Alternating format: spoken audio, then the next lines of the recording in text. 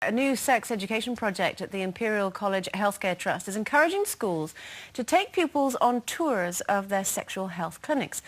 The teenagers will be invited to examine sexually transmitted infections such as gonorrhea under a microscope. Diana Baxter, a project manager of the charity GFS platform, says we want them to see the reality of what happens, to see the treatment rooms and some fairly graphic photos. It's a bit of a shock tactic.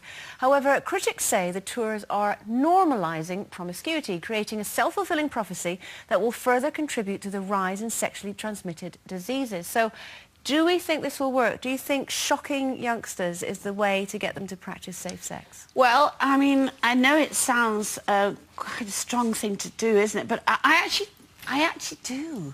Because, I mean, if I go back to my time, I didn't know anything about anything. I didn't know about diseases. I only know what kids told me in the playgrounds. I didn't know what things were called. And even if they'd have said it, you know, like, I think it used to be called STD, I thought that was a telephone call. Do you know what I mean? So I knew nothing. I didn't know anything about anything. And so I think somebody like me, it would have been a good idea, because I would have been told what they were and what it meant. But I had no idea. I didn't know you could catch things. I didn't know anything about condoms, even. I didn't even know what they were. I mean, I know that sounds ridiculous, but I had no interest, so I only knew what kids were telling me. And in those days, you didn't go and talk to anybody about it. You just listened to the kids. These days, they're much more clued up, and they know much more, and I think they should. It should be much more open and out there, so they know what they can get. Well, I'm kind of... I half agree with you, because I think the difference is, nowadays, they're not actually scared of any of it. Whereas when I was at school, because we didn't talk about it, I mean, at my school we didn't even do sex education, and it was something that you just couldn't talk about with your parents then, you know, you just didn't talk about sex or anything. So I had just this inbuilt fear of it, so it put me off ever wanting to do any of it, you know, when I was that young, because I thought, oh no, it's all very scary, and you do hear scare stories from your friends, so you think, oh, I don't want to do that, you know. So in some respects, I think that worked better for me. And the problem with things like... Polly, the kids that are doing it, shouldn't they know what they can get? But they do. That's the whole point. But the some kids don't know, do they? Most of them do. I mean, if they're in schools nowadays, there's a great sex education section in most high schools. I mean, my boys used to come home, you know, they'd have sex education at school, and they'd come home with all the leaflets about diseases and contraception and pregnancy, all of that. They were so well informed. I think the problem is, and I can only relate this as well because I'm a smoker, and there is now those shocking pictures on cigarette packets, which are horrifying. I mean, they couldn't be more graphic.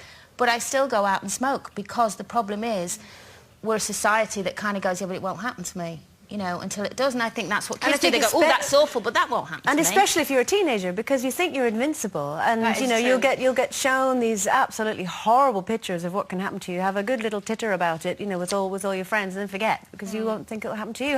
What about you, Zoe? What do you think? No, I remember a little bit of sex education at school, but nothing about STIs and diseases, nothing at all.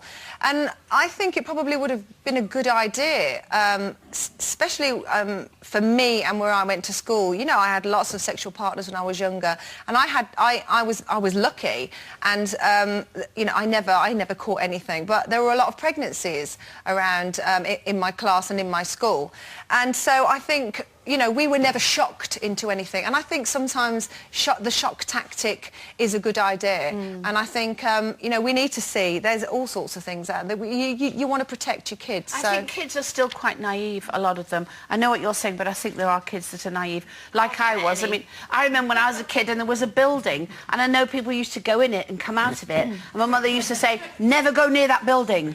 And I never did. I used to cross the road, but I didn't know what the building was for. Was it? Well, it was obviously a clinic where people went, and I didn't know what it was. Well, how naive and stupid was that? You see, but you never ended up there.